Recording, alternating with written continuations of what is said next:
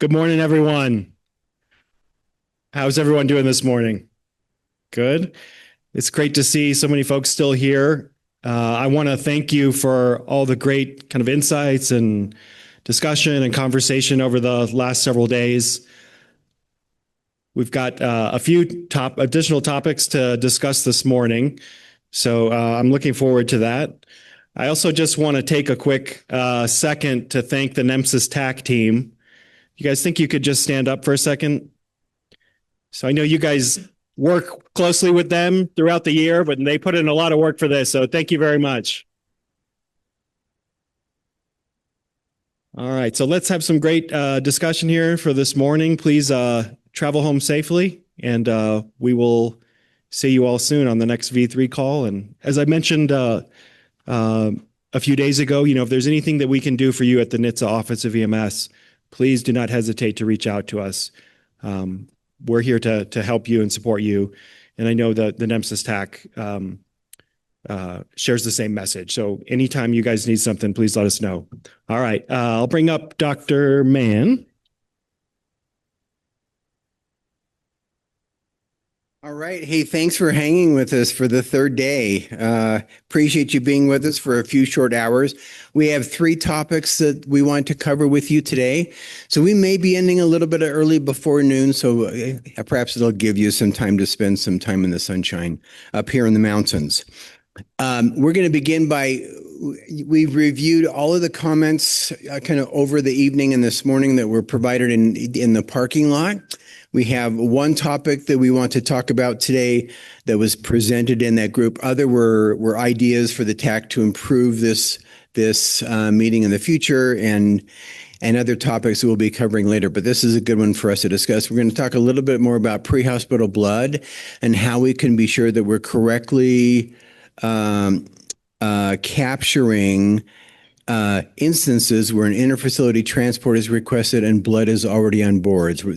So that's the question. Ben's going to handle the question, but also I do want to make sure that we also have time to talk about, we have Randall prepped if anybody wants to talk about the additional items that NEMSIS was working on right now to add additional national elements regarding pre-hospital blood transfusion. And then if there are any additions to that document that we see coming down the pike. So we'll cover that as well. Ben, do you want to go ahead and start? All right. So the question was, how can we identify blood products that are initiated prior to arrival in an interfacility transfer? So as opposed to being initiated by EMS after the beginning of the transport. So I'll start with just kind of a question: is that, have any of you experienced this? Any of the state data managers identified this as an issue in your state? You all need more coffee. I will just kind of go through a couple of the data elements that help a little bit with the. Oh, yep, Felicia. This is Felicia. Hello. It doesn't work. Hello. It's maybe really close. We didn't find an issue. We had, but most of the ground transports put prior to arrival medications administered, so there was no worry about that. So we didn't have any issues with it. Maybe not too many records, maybe 175 records total over, 3 or 4 years. Okay. Almost all error given.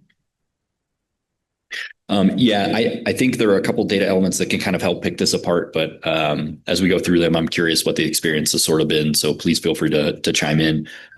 Obviously, one of the primary sort of inclusion criteria filters that may be beneficial is eResponse 05. This is the 3.5 value list for eResponse 05 and includes elements for interfacility transfers, a couple others, as well as primary scene response. But based on some of the feedback we've kind of heard, sometimes that can get a little bit murky because the responding agency may be sent to a hospital as a 911 call. And so the sort of interfacility transport is initiated by the 911 call. And so this may not be the most restrictive inclusion criteria based on those values. I'm seeing some nodding, so I think that hopefully is an accurate statement.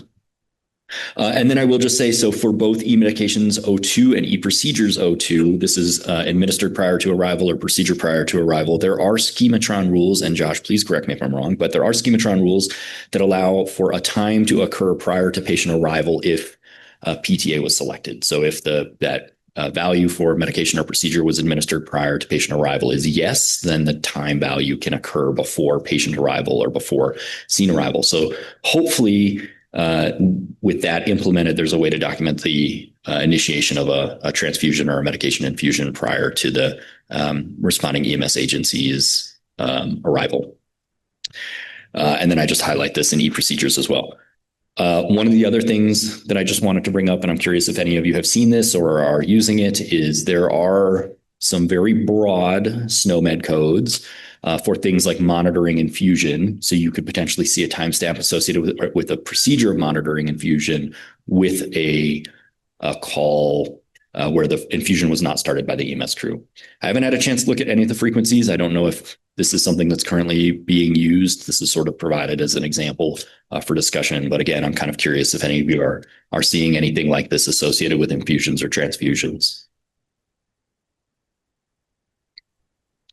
All right, they might need to make the coffee stronger.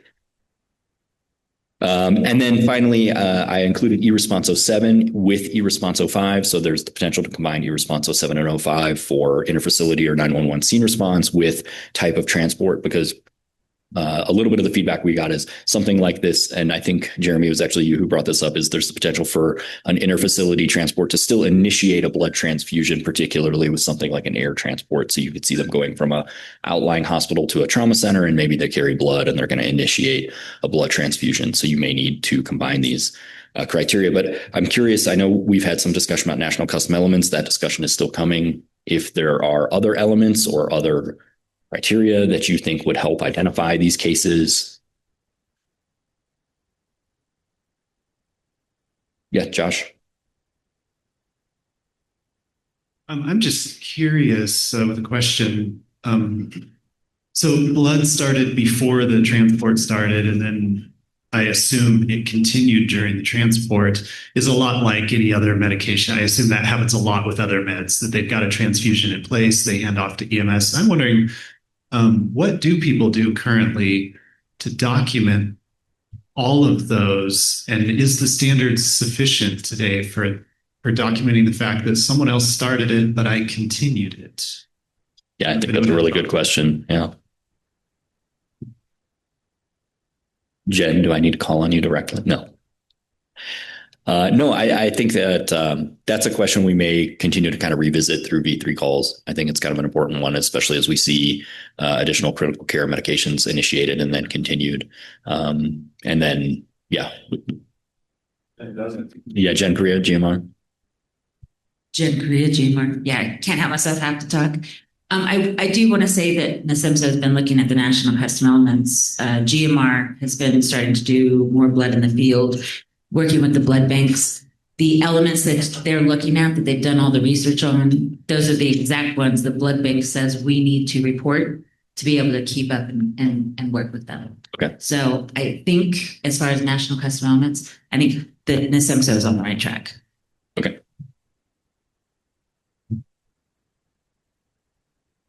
Anyone else? Oh, yep, Jay. Josh, just to answer your questions, I've seen it two ways that they will actually use that prior to arrival component in there. I prefer that a lot of times, but then the second way I see is they'll just write it in the narrative also that they go there. It'd be nice if they standardize that, but you know, that's a smaller component in the big scheme of things.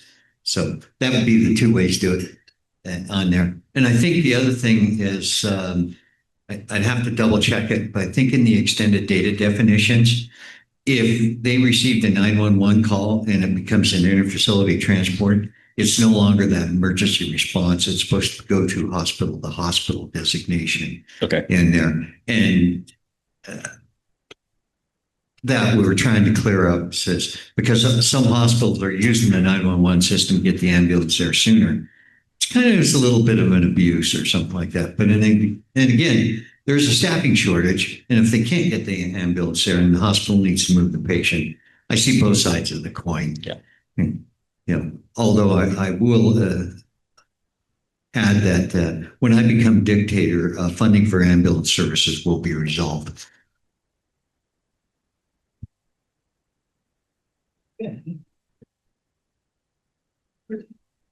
Oh, John, can you get him back to Clay? To Clay. Oh, Van, can you go back to that? Yeah. And the slide right before that, where you kind of indicate the transport from the primary scene or from hospital to hospital. So Jay, yeah, thanks for bringing that up. I think that was one of the concerns that Jeremy was talking about this morning, right? If it's a 911 initiated call, Jay, you were talking about that you make sure that you ask them to change their type of service requested to a hospital transfer or one of these. Jay, so it sounds like you've looked at this maybe in a little bit of detail. So I'm going to go back to Josh's question. Does the NEMSIS standard allow that interfacility transport unit? Did they literally look at the face sheet and see all medications that are currently on board and go to e-medication section and list each of those prior to EMS arrival, prior to EMS arrival, prior to EMS arrival? Do they do that? What I would view, and just what I've researched, is all the medications that are given in the ER become the transferring documentation. If the medication is still going, like an infusion, then they add that into their report. Does that kind of make the difference? Yeah. That all the other previous medications are in the report that the hospital is sending. That comes back to that rule that I try to tell people: document what you do, don't document what other people do. Oh, got it. Even if they're monitoring something or maintaining something. Right. They're monitoring, maintaining. Yeah.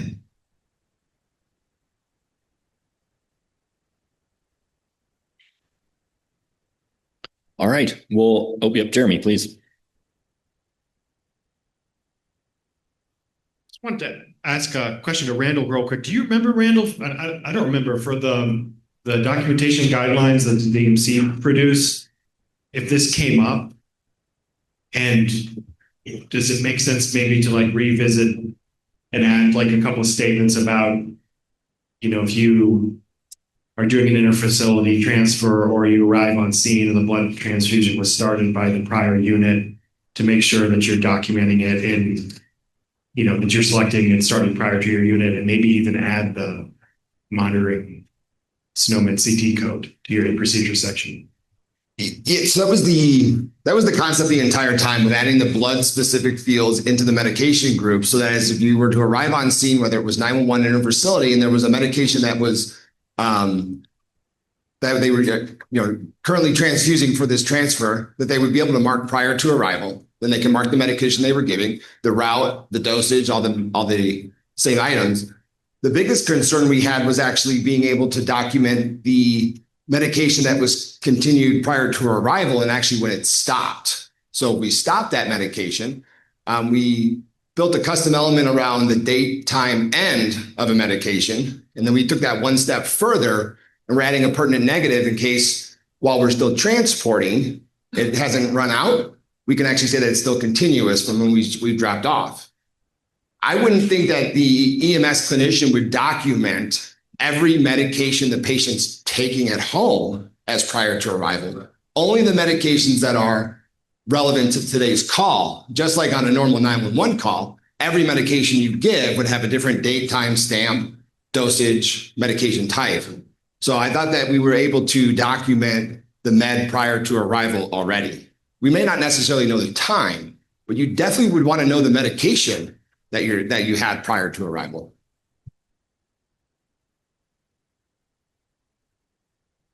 That makes sense to you? I guess that further question, we still feel we can't document the meds prior to arrival accurately.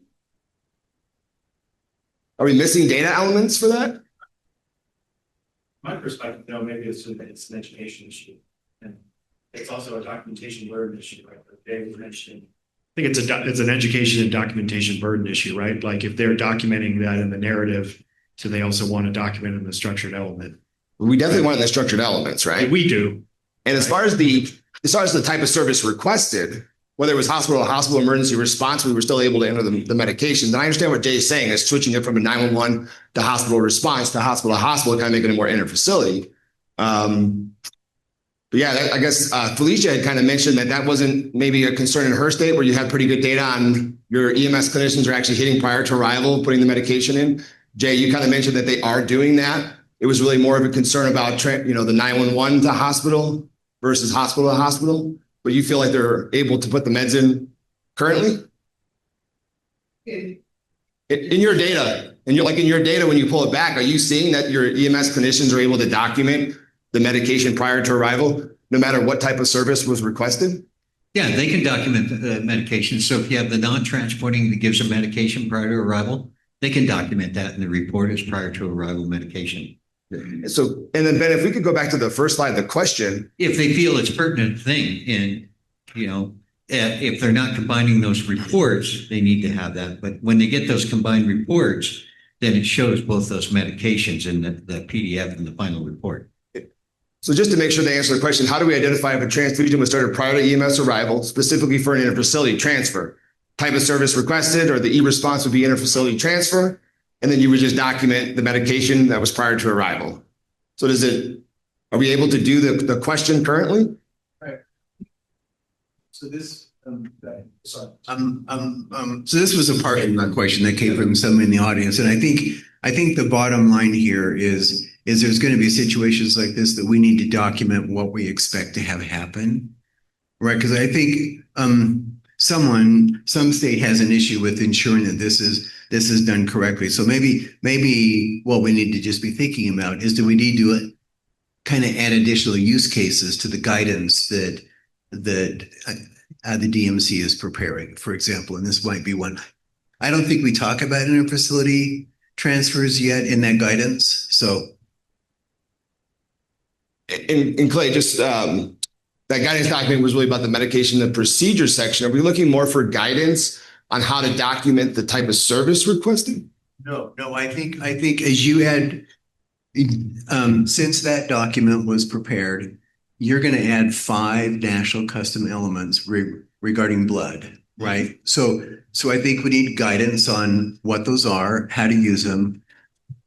I mean, just like the extended data dictionary, right? I think if we really want to measure this very well across the country, we've got to have real instructions about how to use those new elements and how states should train their providers. And so I agree with you. I think for you and me, there's an easy way to do it. I don't think our providers necessarily may understand, that they need to be using an interfacility transfer prior to EMS arrival. I think that's a valid question, right? If somebody's doing an interfacility transfer, they may not need, or they may not think that element relates to what was given at the hospital before they were prepared for the transfer, right? For example, right? So I think there was some guidance that could be offered. Okay, I understand.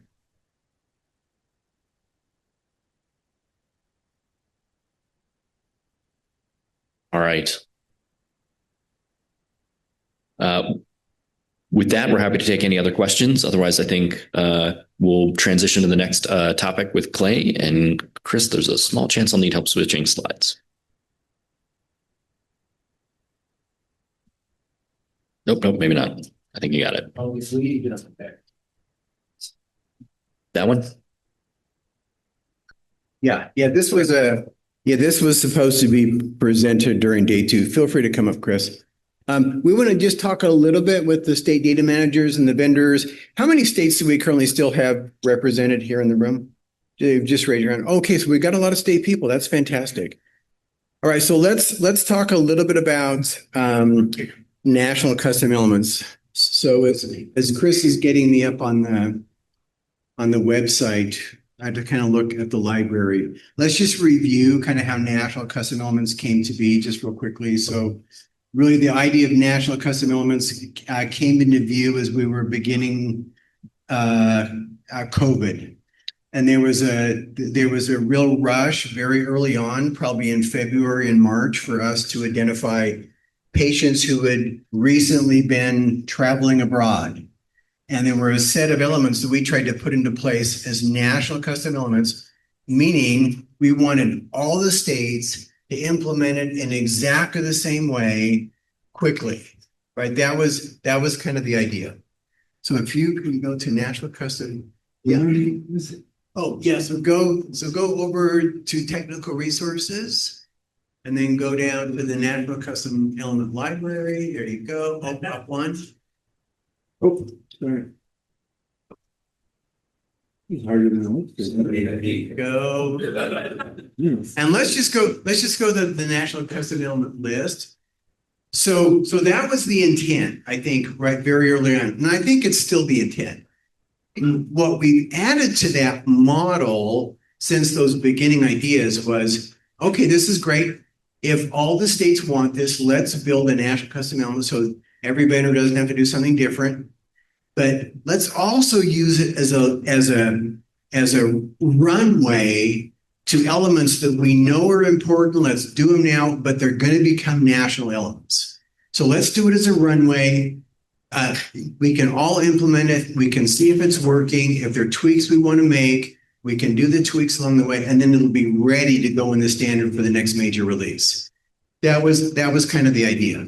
So I think that's still our shared vision. Is that right among the states? Yeah. Casey, do you have a There's more mics right there.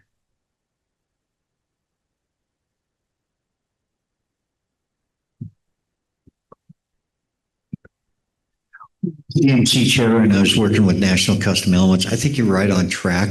The National Custom Elements had a multitude of things we were trying to accomplish. And one, just as you said, it's a standardized item.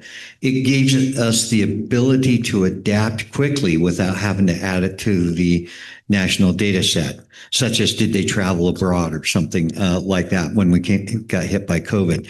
The other thing what we were trying to do is we were trying to help the vendors instead of them having to put in their customers want this, and this. Well, here it is. It's standardized from here in that we're all trying to use it. Now, will all of them transition into the NEMSIS dictionary? And this is just Jay's view. I don't think all of them need to transition in there. There's some that maybe it was just a temporary fix, like some of our COVID stuff. Will we need it again? Who knows? We'll get out our crystal ball and try to make that decision. So it was just a way that we could stay on top of things and keep standard definitions and make it easier for the vendors to accomplish instead of having all the different customers wanting something and creating different codes. Does that help on that, Clay? It does, Yeah. Jay. Yeah, that helps a lot. So I fully agree with that. If you look at the list, right, maybe Chris can run down the list a little bit, right? A lot of this was COVID. You'll find some medication down here related to COVID. But then we also added some other things with this idea, right? There was this idea that we need to be able to evaluate the status of patients who for example, had suffered an overdose. We added a lot of additional things here. Much of this was COVID right here as well. So your point is well taken. If you stop there, there's the 3 new blood elements that Randall and the DMC have completed. And Randall, is there 2 more or 3 more coming? Well, there's actually a longer list of, I think there's about 5 or 6 that we're sort of evaluating. We will have 1 more completed. I believe they kind of voted on it during the data managers forum meeting here. So we should have 4 total. And then we have 5 or 6 other ones that we're working on. With those is like a blood facility ID number. So we do have the donor ID number, but we're also going to be adding in the facility ID number. There's a lot of question about this patient verified. We've been doing a lot of work, kind of working with like the AABB and the blood banks. There seems to be this question around it, did we properly verify the patient and how do we do that? So that's a question that we've really been chasing a lot of answers on just to make sure that, we've got that for the clinicians and the blood bank if it's required. Yes, thank you for that. We're gonna get back to the actual variables. Thank you for that. So you're saying that there will be one more added here right now. So you're saying there's 4, or are you saying there's 4 new ones? There's 4 additional to these 3. One additional to those 3. So there'll be 4 here soon, and then we'll decide on others. Yeah. So with the idea of the natural custom elements, we want to get back to blood. We will get back to blood, but with this idea, we are committed. We've reviewed this lately. We're committed to like trying to, I think, remove or set aside the ones that were related to COVID. I'm going to call a question. Can you scoot up to cows again? So we built this so that, for exactly the reason that Jay said, how many states now include cows? It's the states that we're having a high opioid. Yep. And not every, the one thing about it is, not every state is going to use this. It's an optional item and it pertains to them. But at least we have a standard we could follow instead of just creating custom elements or service-defined questions, however you want to call it. Thank you, Jay. And let's continue down this. Give that to Jay. Because you're the one that initiated this under your governance, and so I appreciate the comments. I'm trying to decide. Yeah, Randall. So just kind of hop out with that question that you just had, Clay. When some of these custom elements became a thing, because I was visiting out with our medical directors and we were understanding some of the new things the medical directors were going to have their clinicians do to make sure that those medical directors did not find a different software to record this information in or use worksheets or paper forms that we weren't collecting it on. We started to really move towards that, throw them into the National Custom Element Library and get them completed. The idea was to sort of monitor the states now on the use. And if so more states started to pick up the use of it to kind of discuss moving it into the more of the standard. So with the COWS score, like the APGAR score specifically, as a medical director starts it in one state and our other medical directors start to adapt it, it goes pretty quickly. And that's where we're trying to monitor them to say, hey, 36 of our states now are using this COWS score. Maybe this is an item to start moving over. So that's kind of how we came up with those lists. And so like blood is going to be the same way. We all want to be able to use blood, but we needed a way to get that into the standard very quickly or get it into the EPCR. So that's why we use that. Yeah, Ronald, that's exactly what I want to talk about, because what you just said is y'all states are going to want to start using blood. I think that's absolutely correct. Where I don't think y'all states wanted to use cows, just like you described. So I'm just trying to, I think in regards to this model of national custom elements, I'd like to be able to provide some guidelines to the vendors as to like how quick these should be made available and do they all need to be made available, right? We've had a couple of people who have contacted us and say, hey, I've contacted my vendors. They don't offer this. And so I think we want to be a little bit more prescriptive about what goes in here and what we're expecting, how quickly among the vendors to have these things available. Does that make sense? Clay, I think you're right on track. We've tried to create a standardized list for the vendors that they could work off of on here. And my counsel to the vendors is to take very heavy look at this. And I'm not trying to tell them what to do, but I would follow these as your extra elements. So we have a standard flow through, especially when, it's still the NEMSIS that we can't move data from system to system decently. And if we keep using custom numbers, we're still not going to move it across. But at least we created something that would give you a standard look and to go in there. And I know that it's a lot of complicating factors creating these custom type stuff. But no medical chart is ever going to be done. There's always going to be something additional that people want to track. But if we can catch the big ones and give somebody a list to make it easier, that was the sole goal behind it, and be able to adapt accordingly. And I don't know if some of you remember when we got hit by COVID, we were walking on eggshells. Well, what do we add? What do we don't add? What do we need to do? What can we come up with this? Can we standardize this? Oh, I'm tracking it under this code number. It gave us a good pattern to follow. Is it perfect? Not yet. But you are also right. The one thing we didn't define is which ones of these do we move to the NEMSIS dictionary in the next revision, and which ones do we hold as the temporary ones? Yeah, Josh? Yeah, just to answer your question, I looked in the custom element library. No states currently include the COWS national custom elements in their state data set. The state of Idaho has its own version of the COWS custom elements. So I think that speaks to a little bit to what I'm trying to get to, right? Perhaps there's two models that we should implement for national custom elements. I'm just going to throw that out there. I think when blood comes around, we're going to want every state to ask their vendor to implement these four, and if there's more, for everybody to do it, right? Which is I think a little bit of a different model, Randall, than like let's try to just standardize these for who may want to use them.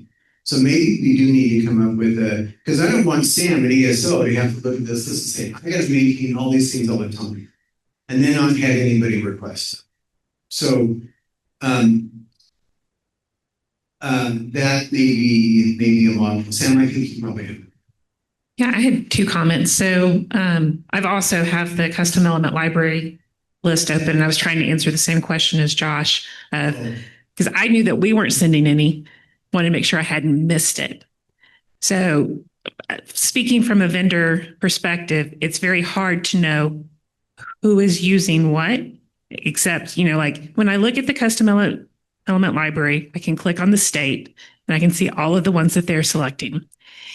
If it's not a national custom element, so if it's like the stroke severity score, which is one that a majority of states are using, but it's not a national custom element, it's going to be added in 351.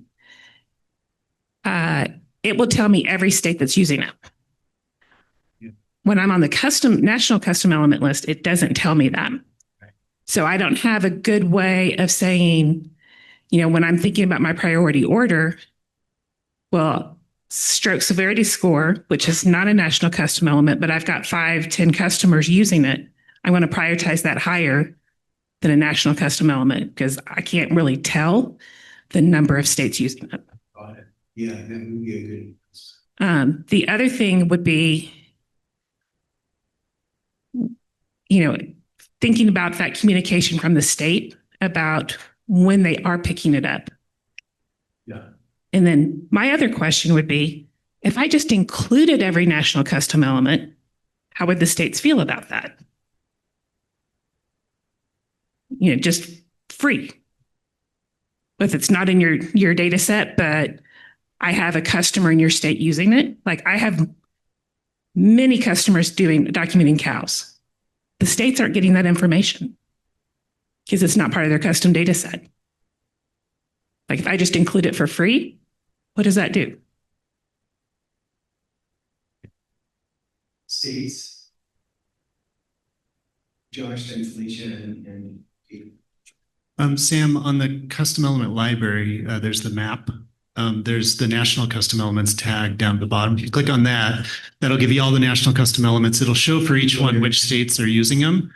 And it does. And there are very few states using any of the national custom elements. What that means is there are probably a lot of states using their own flavor of something similar to the national custom element, but they haven't just directly adopted the national custom element. This is extremely hard to drive. Sorry, you said this isn't the custom element library? Custom element library. The library.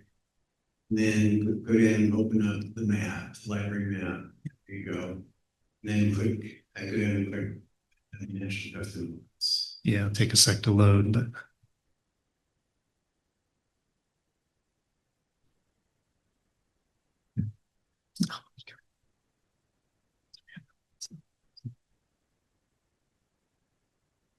Okay, so as you scroll down through, you'll see most of these are not being used by any states. There's one being used by Oregon. Yep. And you'll see as you go down, there's another being used by Oregon and New York, but just very few states have directly included the national custom elements in their state data set, defined exactly the same way. There's one from Florida, another from Oregon.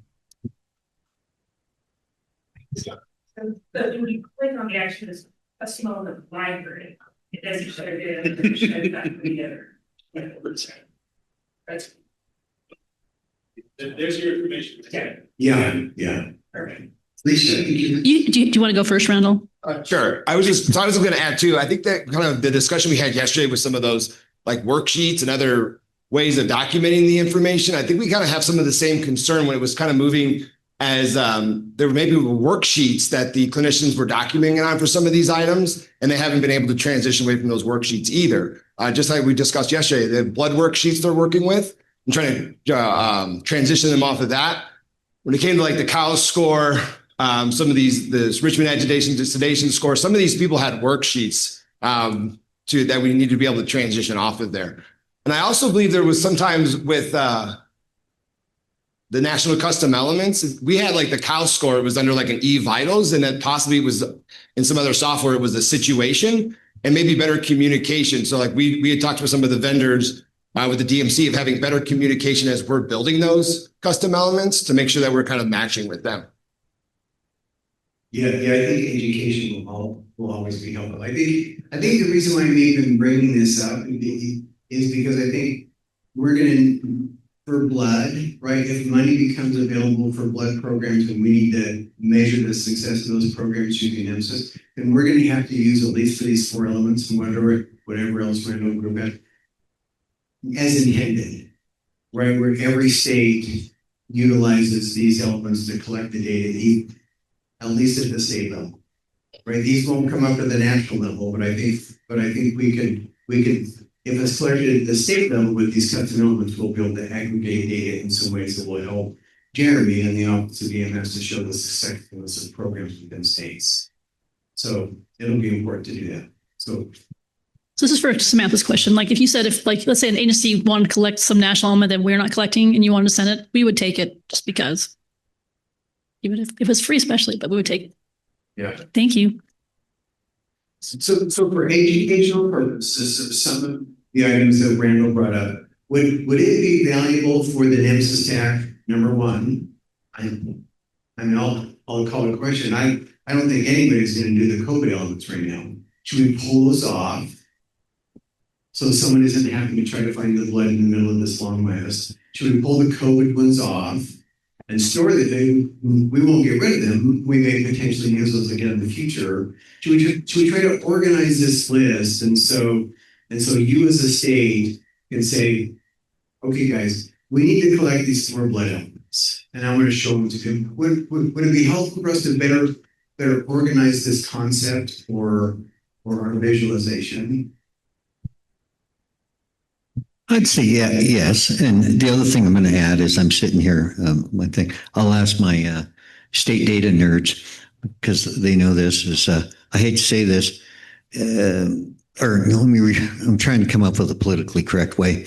When we create these national custom elements, I just turn around, go to my dictionary, pull them out, put them in my form, and I've been very bad at reporting them to the NEMSIS. So I would probably say or ask is, are we underreporting the use of some of these things from my state folks?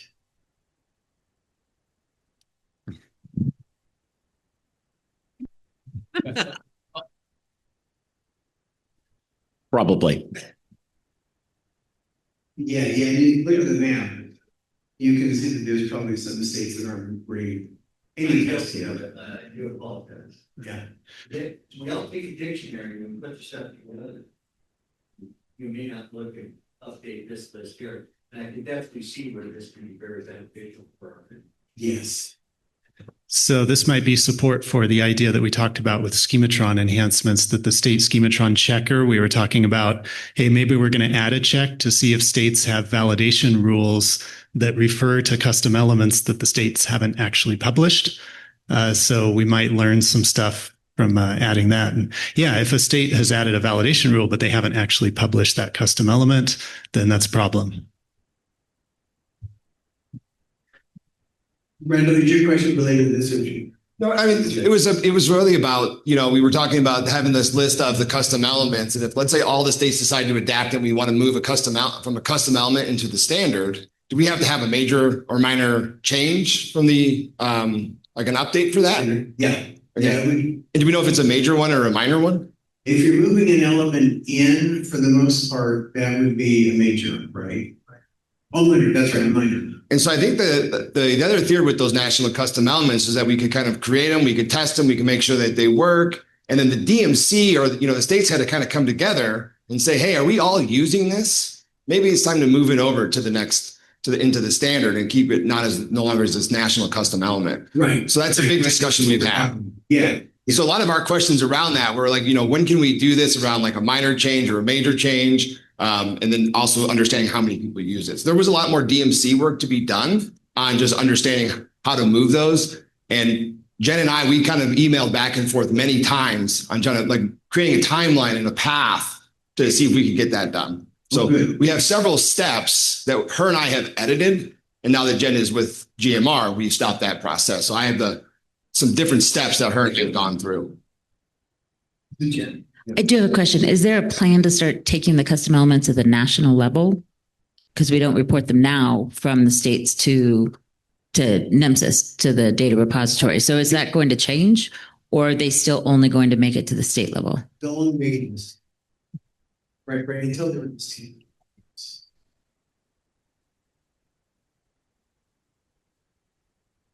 Okay, good. Emily, yes.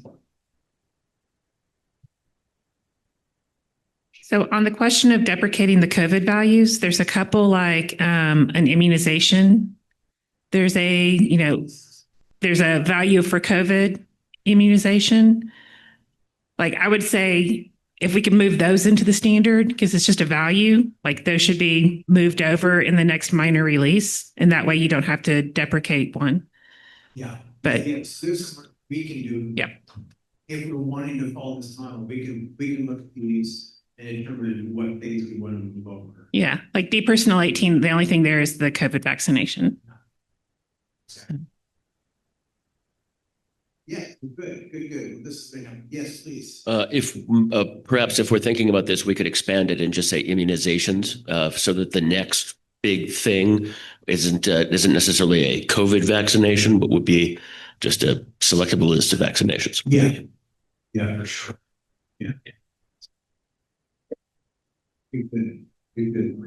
So we're hearing kind of support for us to organizing this a little bit better, maybe into chapters or something where we can move things and so it's easier to kind of identify those things that we're really expecting states to strongly consider adding, to the list of elements and requests that they're going to provide at the state level.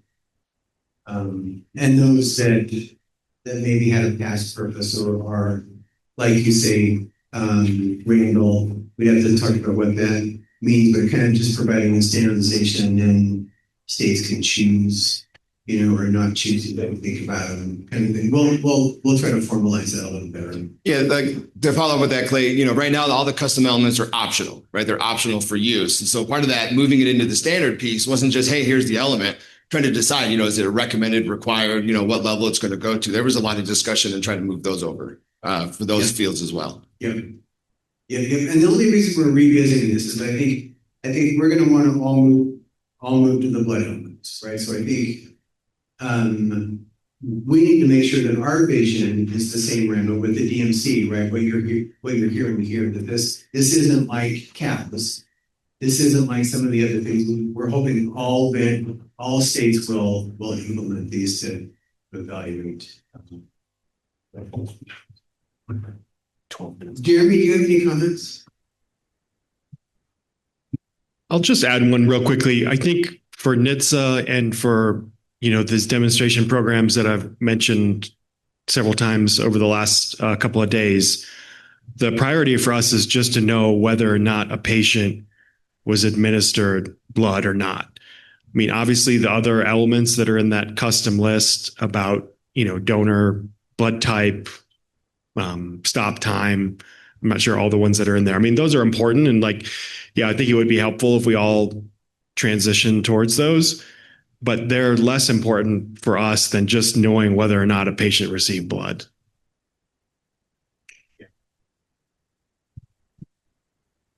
And I think the other thing, Jeremy, do you think there's going to be an interest in evaluating the effectiveness of those programs? With outcome data? Yes. Yeah. I think I mentioned in a couple presentations, the literature that's been published to date has not been specific to the motor vehicle crash population. So our leadership at NHTSA really wants to know, what impact does this pre-hospital blood specifically have on MVC patients? And if we were to spread these programs, to invest in spreading these programs across the country, what's the potential number of lives that could be saved? What's the cost effectiveness? What's the cost that it would require to do that? So I think that's going to be a big part of these 25 demonstration programs is going to be to do that impact evaluation. And the impact evaluation would, NEMSIS has limited ability to evaluate patient outcomes.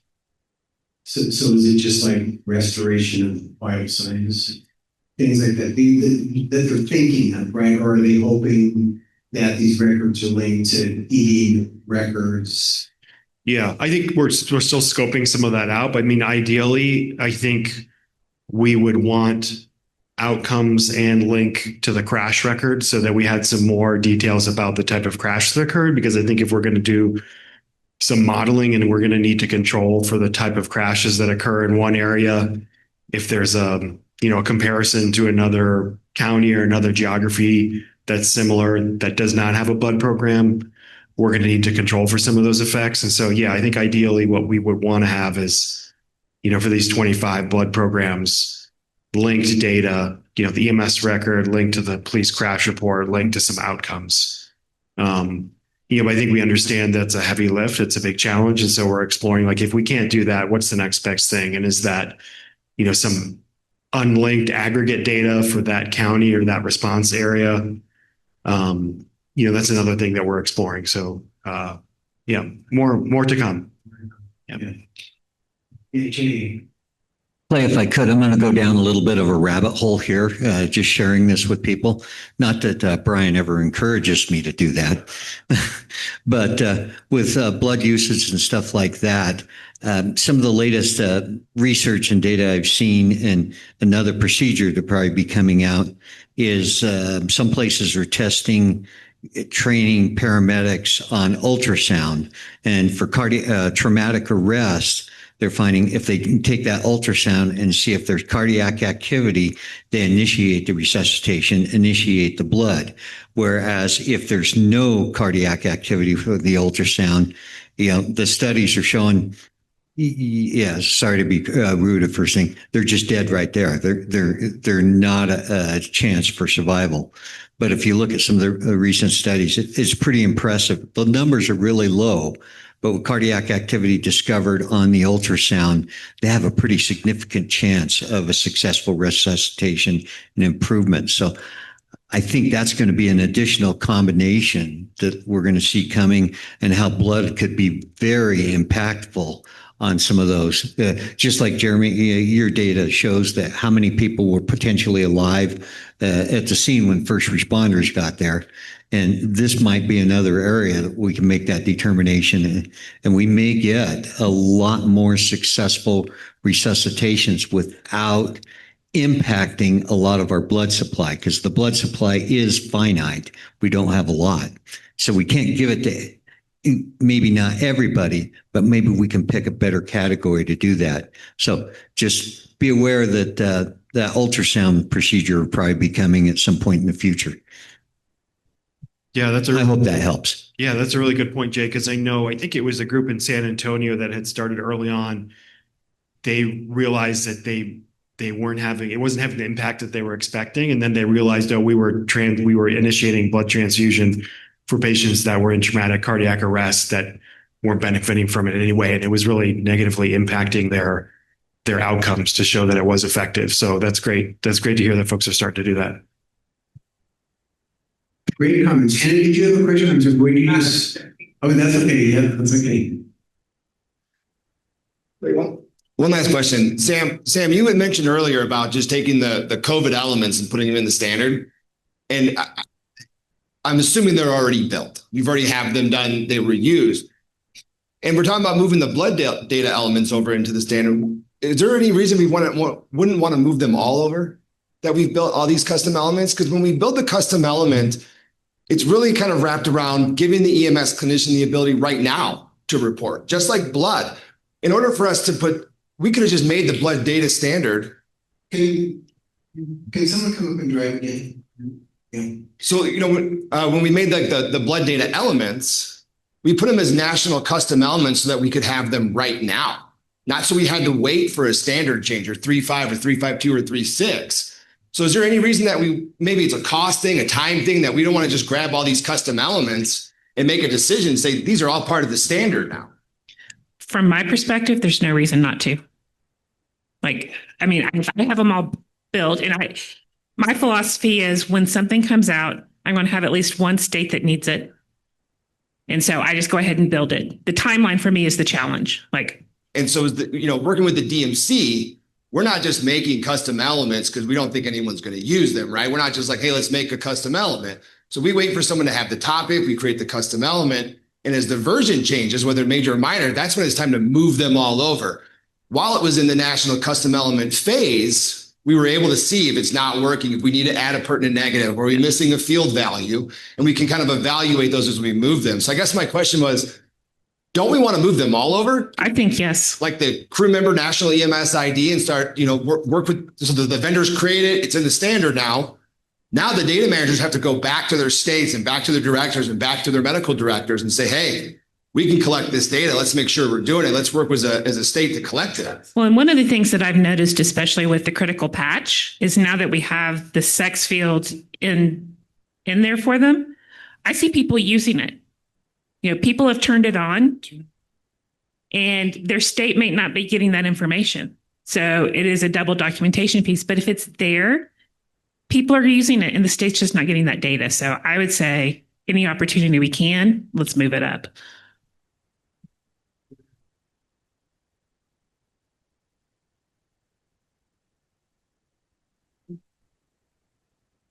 My thought, just adding on to what Randall was saying, is that a lot of those other custom elements, I understand the priority is to be able to count, how many times it's being used in the field. But the rationale behind a lot of those national custom elements was to provide the information for the blood banks. And so I think in terms of getting, broader adoption of blood in the field, those are going to actually be critical. So if we are thinking about, we definitely need to move them as a group.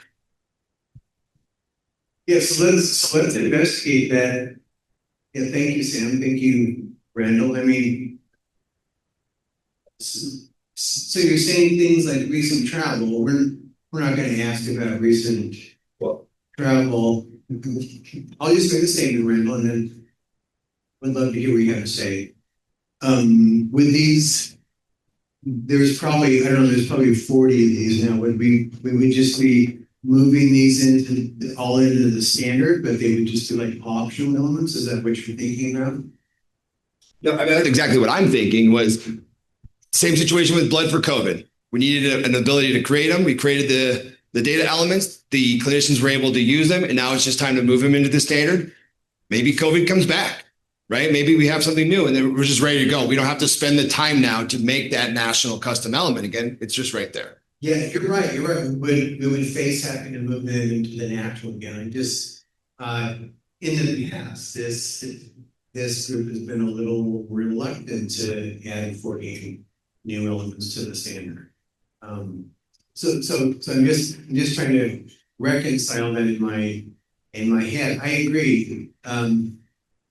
Recent travel to a city, recent travel to the state, that was specific to that. We could add to the standard.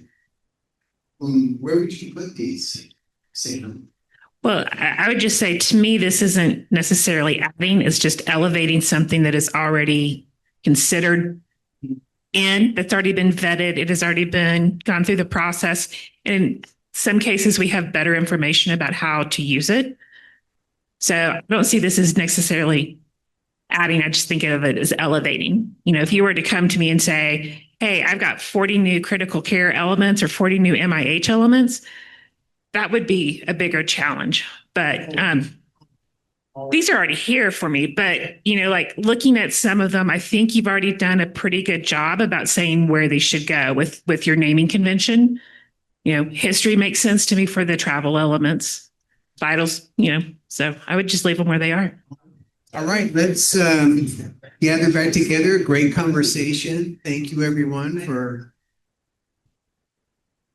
returning. We just have a couple of quick topics, and then we'll be able to put your base and go. Guys,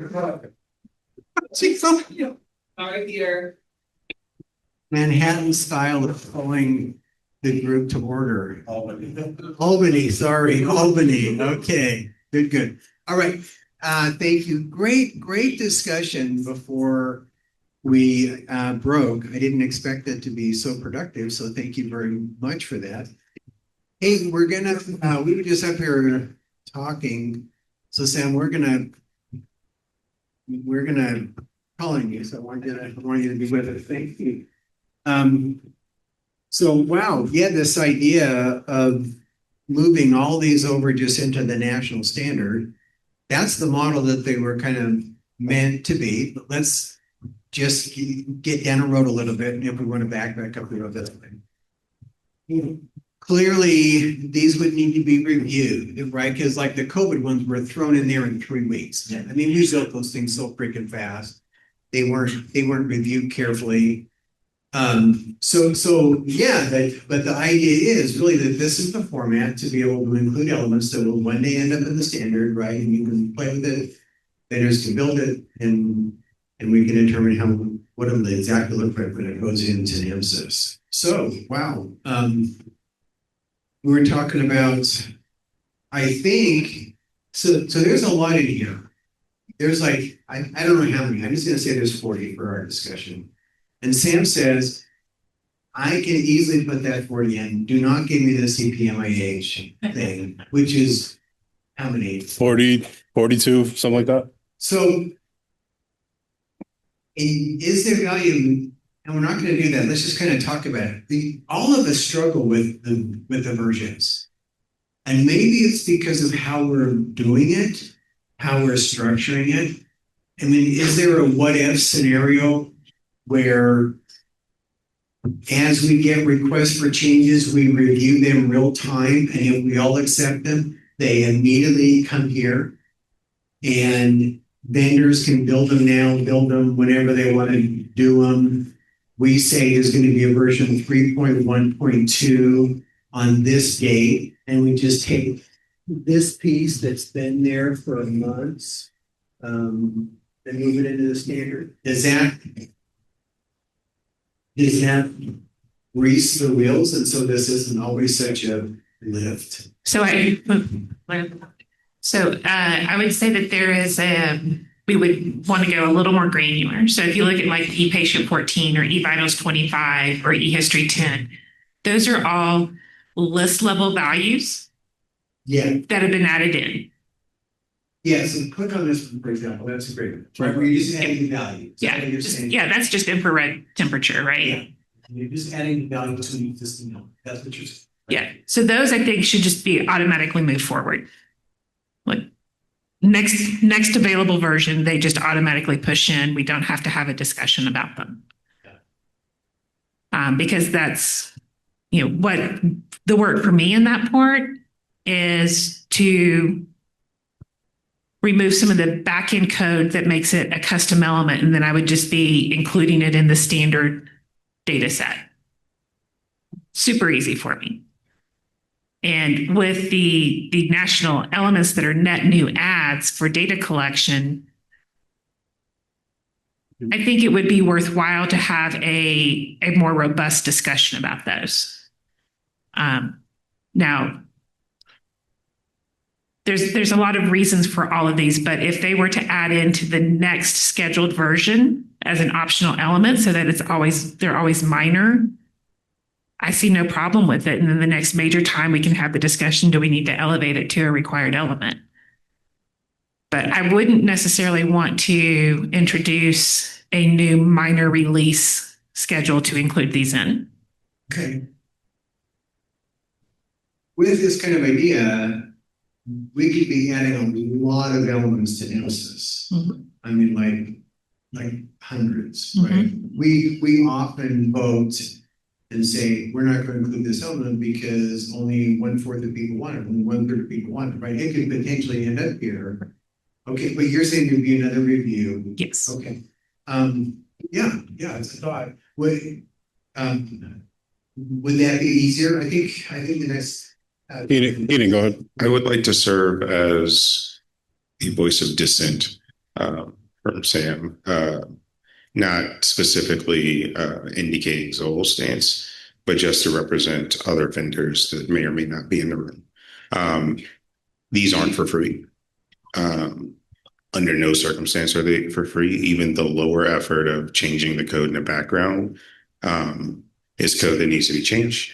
Is code that need to be tested and maintained and continuously tested going forward, right? So these are not just free elements.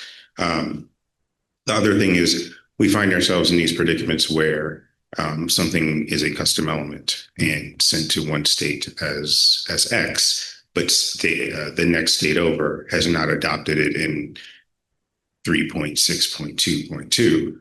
And now we have spiderweb code for every single one of these 40, which will grow in perpetuity if we go this method, right?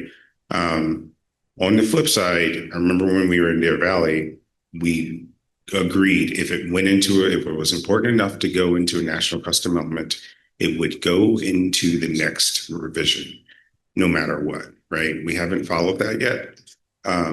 But I think it's fair to get back to that. The other thing is there's already 360 something EMS elements, right? And adding 40 clearly brings that number up.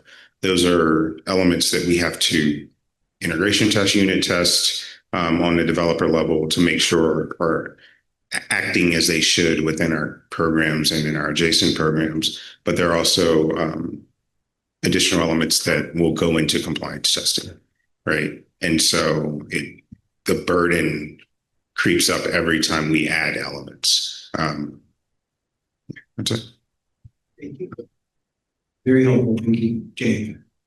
I'm hoping I can add some clarity on this, that of the national custom elements, in my humble opinion, or my vote, whatever it would be, council, other members, is this was not intended to be 100% move over to the dictionary.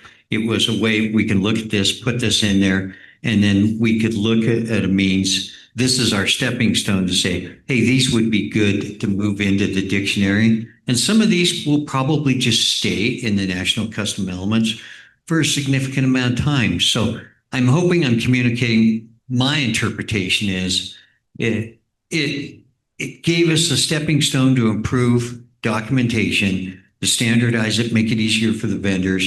And it may stay here and it may move into the next one. And whatever that review process that we never got to when I was DMC chair got into play to move that over. But there's some things I think that are very important. And you bring up the blood.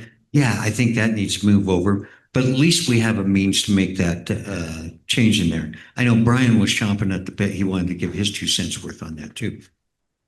I don't know about that, but I'd share and propose possibly that when we're reviewing all of the other proposals for the next version, we might just throw up the list and decide whether, well, maybe we don't need this anymore, or we've used this a lot. Maybe we should move it over to another list, or maybe maybe it just needs to stay right where it is.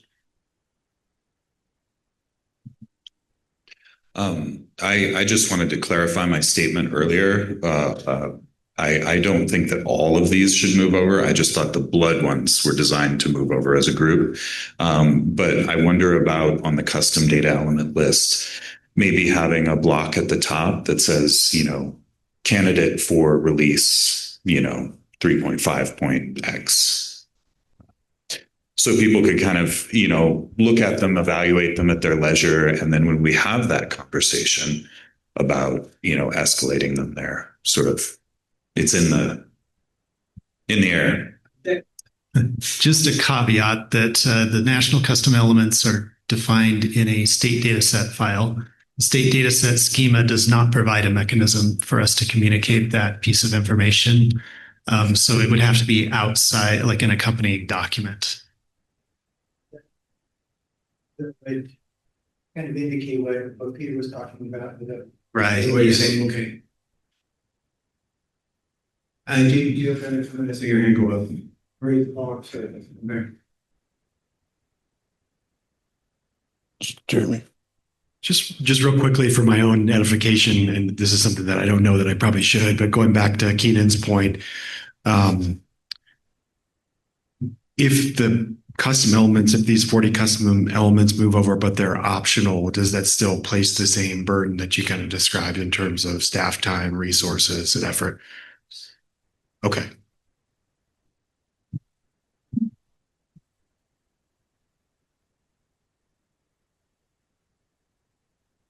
Well, it's a thought, right? It's a thought. Maybe there is a thought here, right, that would maybe streamline the revision process a little bit, making it not such a heavy list by having everything be so serial, right?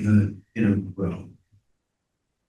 So my final comment here is, at one point, we decided that these were important for whatever reason.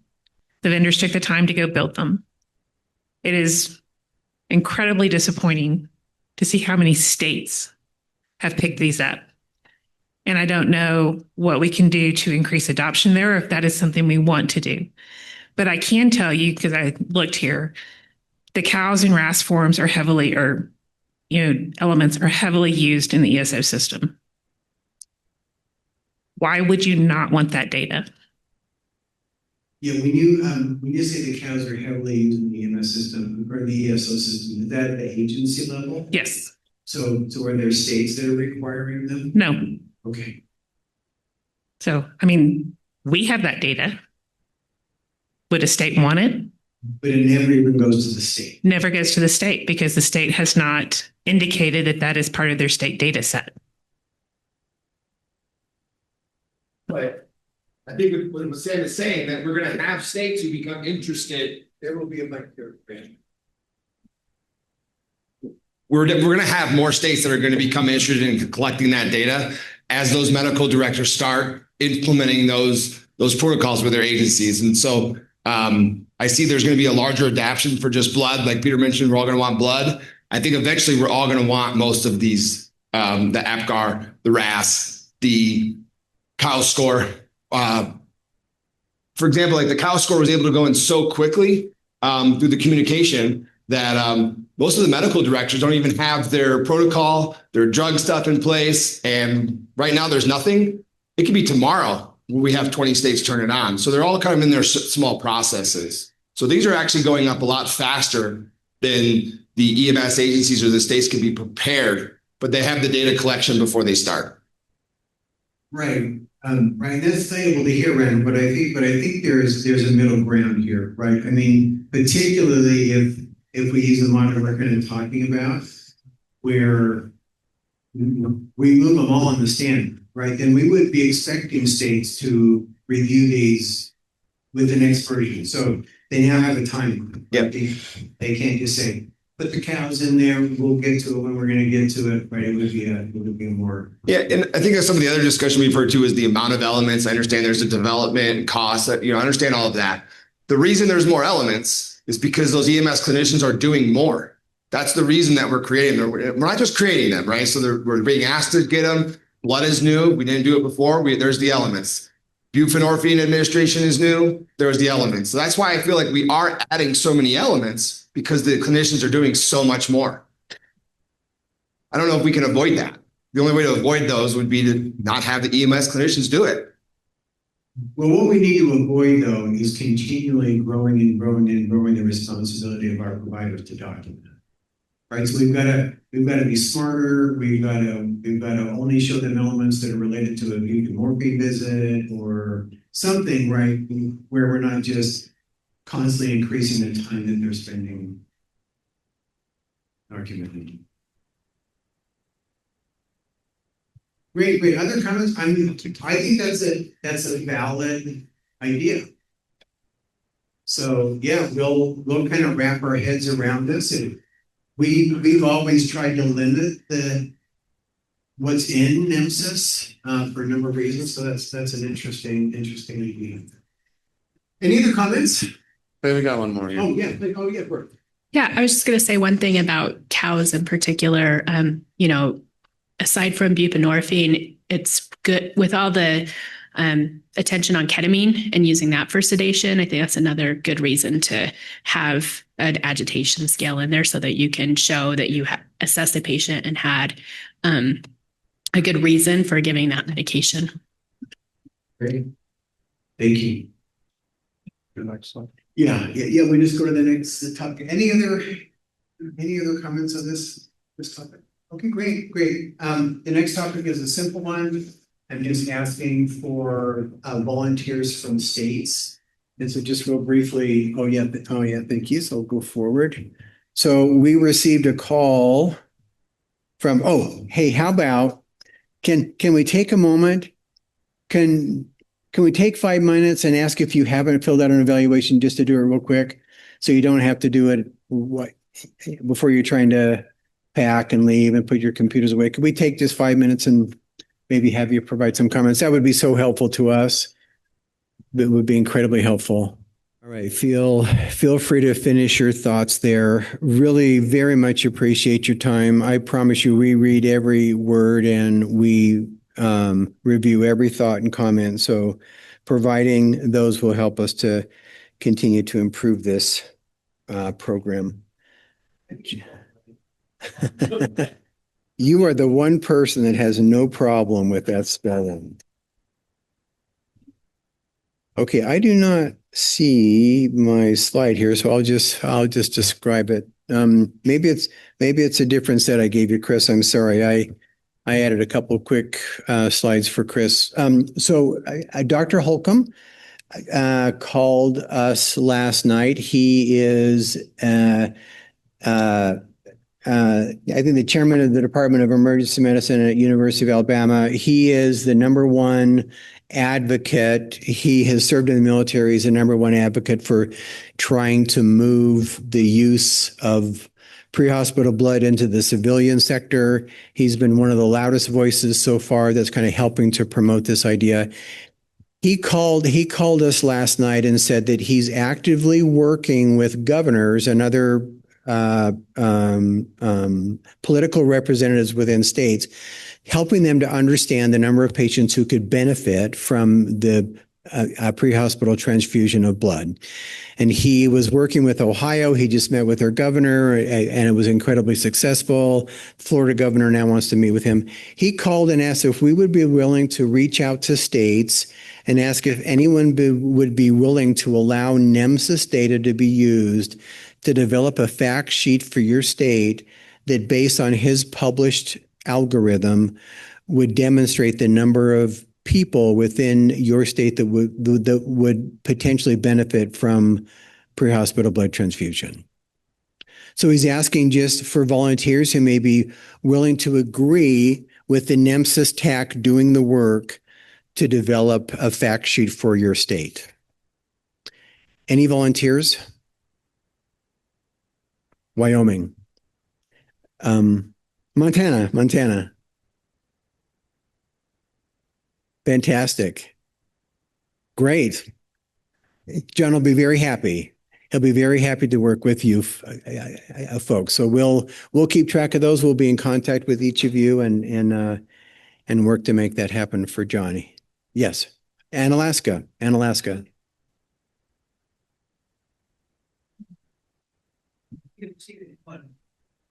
Say, all we tried to do is this is the standard for making the documentation. We didn't try to cross over to the protocols and what the medical directors did or other components of things, and just adding that clarity that, hats off to Amber, how much work she put into that, making that standardizing documentation. Right. Yeah. I do want to add that while I'm interested, I don't, necessarily, it would be I would discuss it with the people in the office, but if he wants to reach out, I'm very happy to have a conversation. Good. And keep in mind one caveat. I think all of us, including John, is still trying to work to hone down the algorithm that we use in NEMSIS data to identify who are potential candidates for pre-hospital blood. So the number that shows up that's available within your state may vary as this algorithm is getting improved. We want to be as sensitive and specific as we possibly can on that population, not overestimating or underestimating who would potentially benefit. So we're still working on that, I think, as an industry. But yeah, it'll be great to forward that in a couple states. That would help move us forward. So yeah, not saying that we could use it, but I'd like to see what he comes up with and stuff like that. Maybe we do that. And I know the documentation blood administration in our state is dismal for whatever reason. But once we get that out there a little bit better, maybe we'll increase our numbers. Yep. And he's wanting to take the microphone away from me. All right, fantastic. Jeremy, I'd love to invite you up to maybe close us out with a couple of comments. Are you open to that? Sure. Oh, yeah. So this was the question. I think we already brought the question and have some folks willing to participate.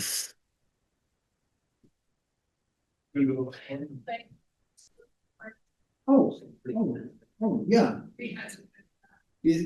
Sure. Okay, yeah. So this is just a moment where we potentially ask if there are topics that you had hoped we would cover here that we did not, or things that have sparked in your mind that you'd like the NEMSIS TAC to further develop that idea and potentially bring it to our combined body, either on a call or next year at the meeting.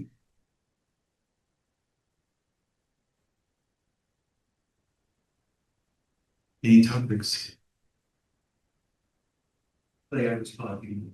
You repeat the question. I'm sorry. Oh, no worries. Are there any topics you had hoped that we would have talked about here, or we sparked your interest on a topic that you'd like the NEMSIS TAC to develop a little bit? The one topic that comes to mind to me is, and this is from a state system, is we do a lot of public health monitoring. And what I saw from my counterparts is, and I don't know if this is the perfect word, confusion, understanding the difference between what is the patient's chart information, what is the public health monitoring component. I'm not sure. Well, I'd love to get Ryan Stark's opinion on some of that or some thoughts, but like violence against the EMS providers. It doesn't need to be printed in the EMS chart, but it gives us a way to track that in there. And I'm just going to say, that really cool state just a little bit to the northeast of here called Wyoming. Oh, we have a lot of public health monitoring components that we require in those reports that we don't print into the patient's chart. So if we could get some clarity or expert opinion on something like that, and I would venture to guess anybody collecting information in their patient charts, not all of it is printed into the the chart. It's what you're tracking. The standard one. Did you leave a backboard at the hospital? That's not going to print into the chart. And I saw confusion with my counterparts on that. So that would be a topic I'd like to go into and stuff like that. And I do want to say on that violence stuff, I have not had good data on violence against EMS providers since 2010 when we did the paper surveys and stuff like that. And I also know in our state, even though we had numbers and stuff, our legislature voted down every time trying to increase the penalty against violence against an EMS provider, even though you can obstruct a mail person from delivering the mail, and that's a big law. But if you strike a police officer, yeah, you're going to get charged. But I think there was some confusion in this. A dementia patient. I don't know very many or any EMS providers that would charge a dementia patient with criminal assault. But what I'd really like to see, and this is Jay's humble opinion again, is these people that are doing too much alcohol, too much drugs, whatever it might be, the more legal interventions that we can get against this individual, maybe the better chance we have of getting something improved where we improve their life so they don't repeat that. And I know any of us that has worked the field, we've seen that repeat person come in and continually, we tack them down. We do the cross arms with the handcuffs, whatever it might be on that. But it'd be nice to get some really good data, and maybe we can get some additional support on that. Thank you, Jay. I hit a couple topics there, so I hope that's helpful.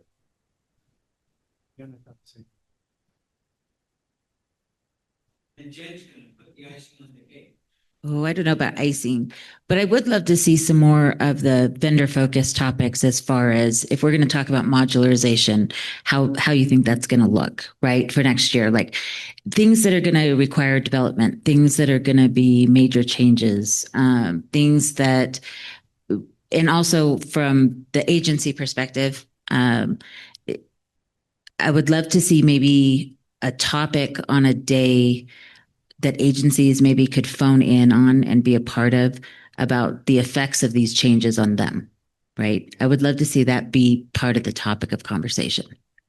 Thank you, Jen. That's a really good idea. Yeah, Brooke? Or Get to you.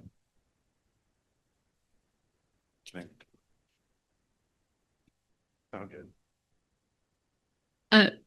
We had talked last year a bit about outcomes and trying to get more outcomes into the data set. I know there's some challenges with how those are pushed after the fact with the records, like more information about how we can make that happen or what that looks like, I think would be really interesting. And then also there's a lot of focus right now on diagnostic error and lift assist and repeat patients and public assist and those kinds of codes and things and how those are looking and how those are being responded to in the field. So I think information around that would be interesting as well. yeah, thank you, Brooke. Okay. Somebody can love this one. I want to throw Keenan under the bus here a little bit. No, what I would really like is a future short presentation. And I don't know what Keenan has to go through to bring these things into his software and stuff like that. I would like to understand that further, because maybe if I understood that further, I might be able to help prevent some of the complications that you get out there. We're not trying to be mean to you guys, whatever. Well, Peter tries to help. No, I'm just picking on Peter.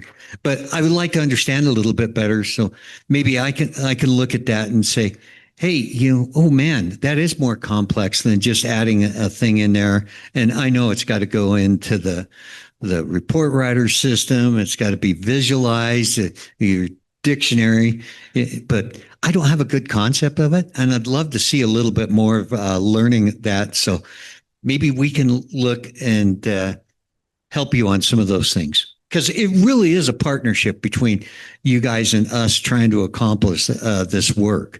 And that's the one thing that's going to, man, I'm totally lost when you start talking some of that. So just a presentation.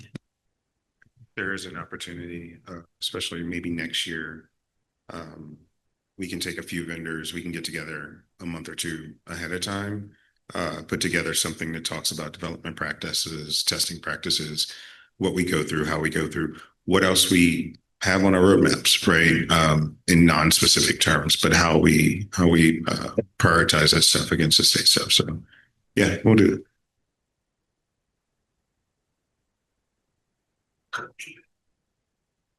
Yesterday, we talked about violence against EMS, and someone in the room was rather vocally opposed to the TAC collecting that data, and I am not opposed at all. I mean, when I look back and I went back and read a little bit more about your history, National EMS Information Systems, and by the way, I'm not allowed to use abbreviations in our emails anymore, so I have to write that out every freaking time I write about it.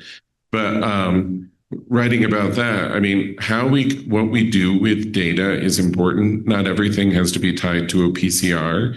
And I'd really like to see the future, and Jeremy, this falls more back on you and what the federal government contracts with the TAC, falls back on you to find ways for us to collect additional data. We did this massively during the pandemic. Where did we need resources? Where did we have enough face masks?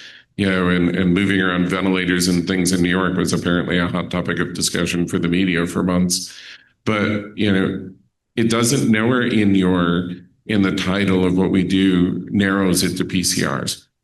And if there's a way to be reporting things appropriately and have a national data collection point, why reinvent the wheel when you have wicked data scientists, at the TAC in Utah? Why do we want to make something harder than what it needs to be? We need to correct our cranial rectal inversions on a variety of things, and that's one of them.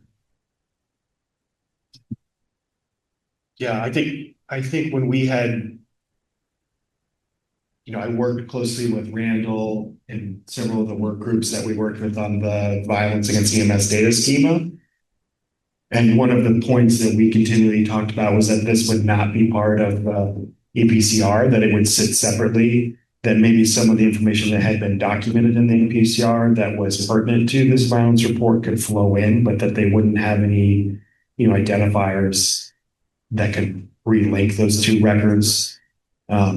So I think we maybe missed an opportunity to mention that yesterday, but that was the point. I think we're going to continue to have some discussions about, okay, what's the next step for us? Do we need to pilot this to gain some additional feedback from like a local EMS agency? And then the next step would be like, okay, how do we then finalize some type of reporting structure from the locals to the states up to the nationals, and ensuring that there's not any kind of legal issues that or concerns that those local providers have about discoverability, those other things. So yeah, that's definitely something that we're working through. And I think GAM and the folks in our office certainly were open and in favor of collecting additional data that would be supportive to the EMS community. Yep. The most important assets are the providers. Yep. Don't tell the doctor. I want to piggyback on what Jen said earlier, and it's been said at least one time this week. I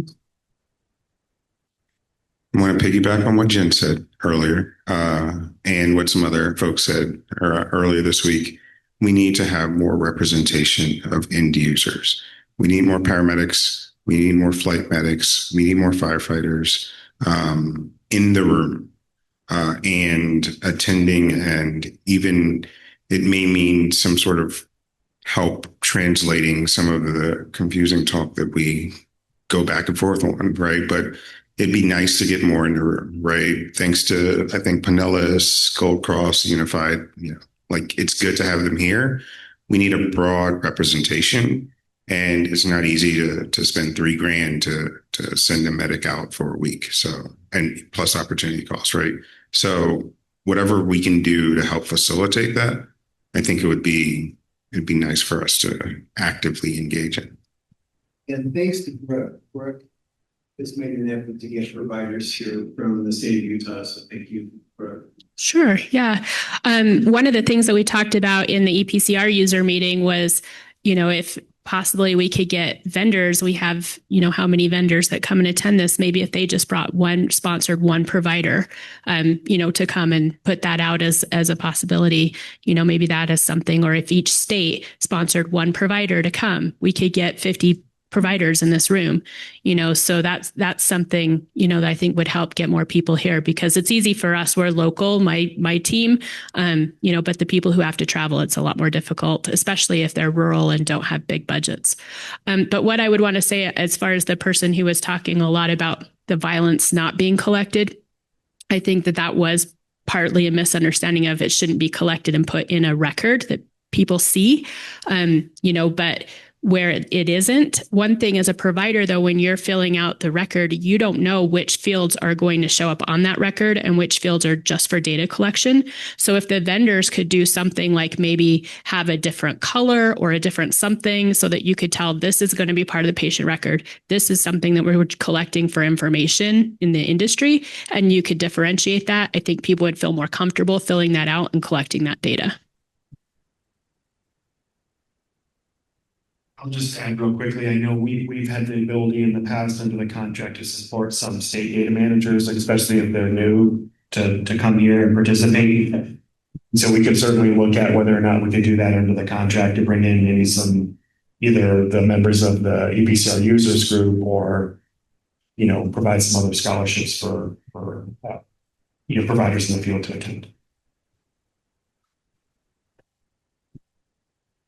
I would propose that, and I appreciate and I do value the participation of our providers, but the states represent the providers.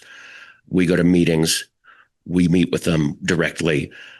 This is a standard for data that the states have participation in, and I don't know that having additional voices, or sponsoring additional people that don't necessarily represent the state but represent their individual agency would be beneficial.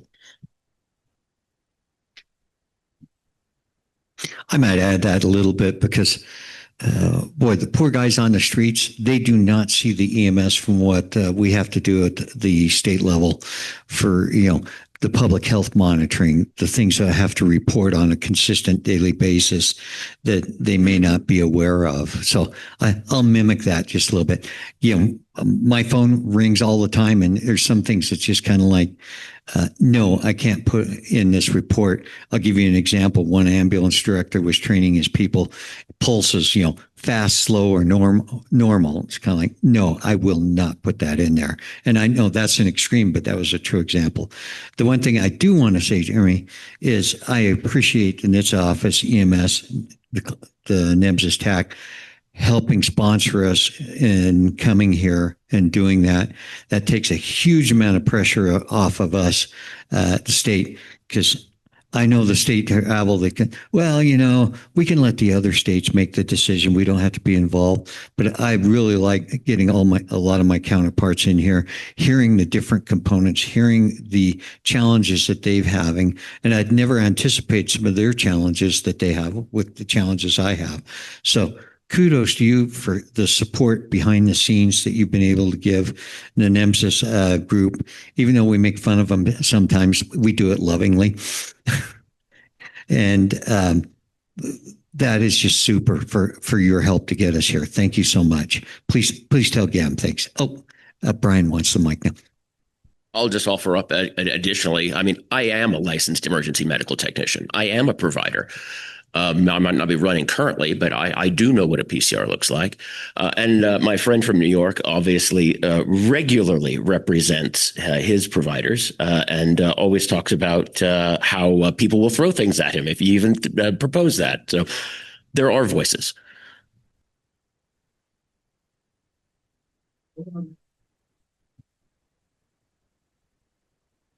One other group that is woefully underrepresented in this room is the billers.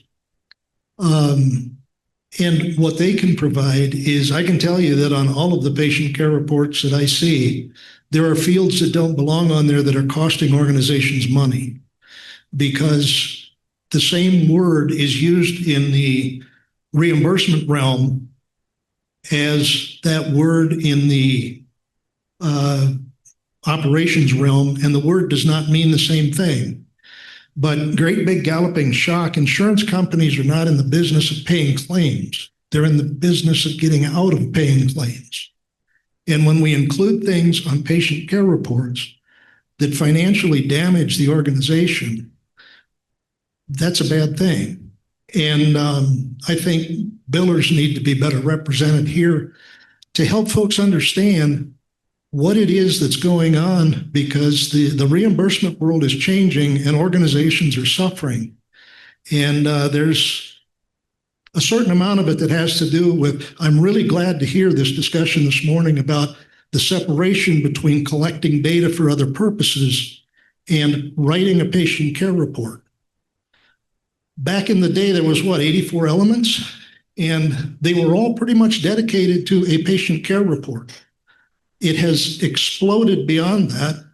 We heard just a little bit ago, 360 now? There really needs to be some solid discussion about the separation of data collection for very important purposes without damaging the organizations by putting stuff on patient care reports that don't belong there. And I'm talking about the printed report. I just want to make a comment to be able to bring providers here, because some states do a great job and other ones don't. And I think the only way to get the communication to the end users is to bring more of them. If not the complete end users, maybe some educators, some of the colleges. Let's bring these paramedic and EMT college instructors here, and so that they can help get that information to the end users. I don't know, just coming up with other ideas.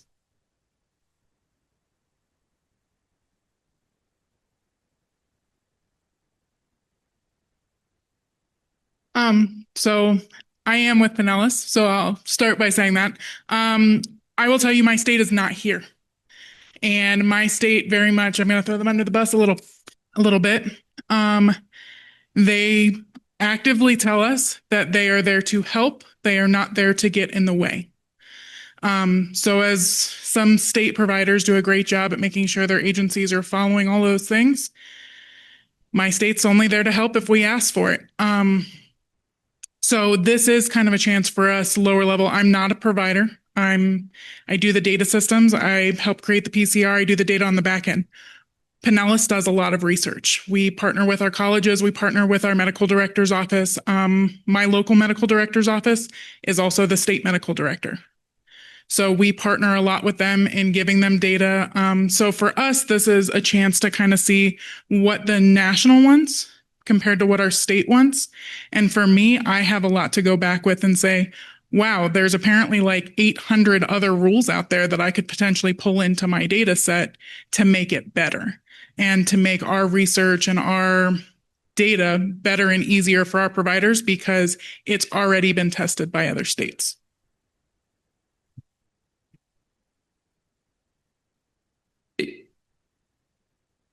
Having end users would potentially be helpful, but keep in mind that bypassing the state for the benefit of getting direct access, nobody has direct access to NEMSIS. You always use the state first. One thought that I have, we do on a quarterly basis, we meet with a data work group, which is from, people representative of the state, from around the state, at agencies. And, if we were to sponsor somebody to come with us to this group, we'd probably pick somebody from that group. But one of the things that I'm frequently saying to people is that there is an open process, right? New data elements are created, others are retired. Like we're actively taking, suggestions. And when we change our form, we meet with our data work group and we go through it. How's this going to work in the field? How does this fit into your workflow?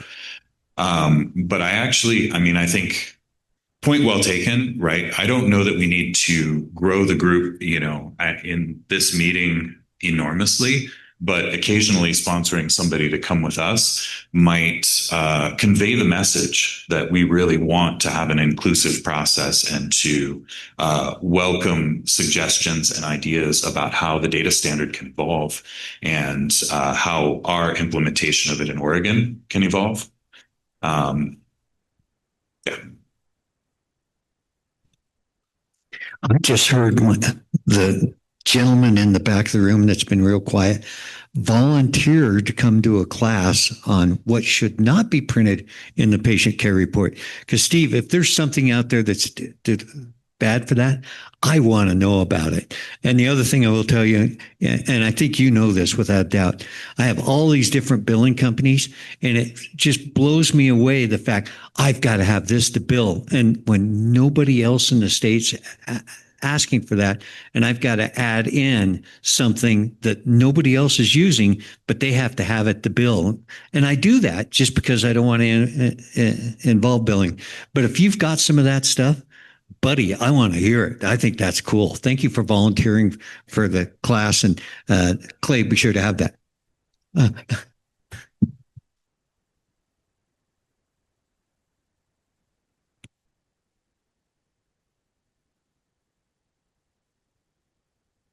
Appreciate it. I stood through it all, man. I guess a broader question that I would have is what could we do to get more states here that aren't? Because like I said, even if some providers should happen to add additional elements and get them adopted in the national, the state has to adopt them as well. And if they don't show up, it's a waste of time for the providers to. Sure, I can walk it around. Thanks. So I don't think it's a waste of time to have agencies here. If the state doesn't adopt it, they can still collect it at the agency local level and just not send it to you. But understanding the why is what we're always hearing about. Like as I go around and we start to communicate, and when I did this before and I'm doing it again, that's always what I'm asked for. Why? For them to start hearing the whys, not every agency has me. Right? They're just doing, oh, the state's telling us to do it. You're not going to get the best quality data you can get if they don't understand the why. Or if their state doesn't even show up. I think it is time well spent to get it out there. I agree with the educators part of it. If we don't get this into the education for documentation, we're not going to get it's just about spreading the message, right? It's not necessarily about saying, oh, well, if we have 50 agencies in here, we'll be able to outvote the state and get it how agencies want it. It's not about that. It's just about getting the message out and the understanding out, right? And having them come and see that their voice matters in what they're doing every day. I think that's so important. I keep adding 2 more cents in there, but I do got a compliment. Paige Wolfburton Worth in their perception survey. Am I got the correct words on documentation? Perception is right? Okay. That perception survey was absolutely phenomenal. I got to sit through that. I wish we could share the PowerPoints from that. I'll just grovel for it to my buddy Steve back here to say, take that back to those stuffy attorneys and say, hey, could we share that? And stuff. So